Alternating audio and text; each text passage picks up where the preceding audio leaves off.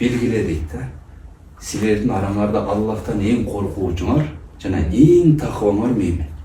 Пайғамбарымыз алейхиссалам тақуалардың ең тақуасы. Құдайдан қорқуучылардың ең қорқуучысы. Пайғамбардан дағы көбірек Құдайдан қорыққан біреу болушы мүмкін емес.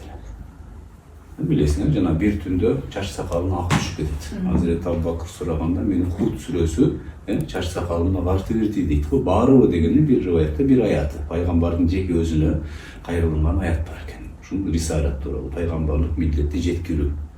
Мен қаншалық манилөнүүгүн түнү менен окуп, ошонун үстүндө ой толгоп, пайгамбардын да Кудайдан болгон коркуу чач сакалын агартып бергенден кийин. Лакин не дейт, бирок мен ошондой болгонума карабай, асуму ва уфтиру. Кээ бир күндөрү орозо тутам, кээ бир күндөрү оозум ачык болот. Билебиз, пайгамбар аптанын кээ бир күндөрү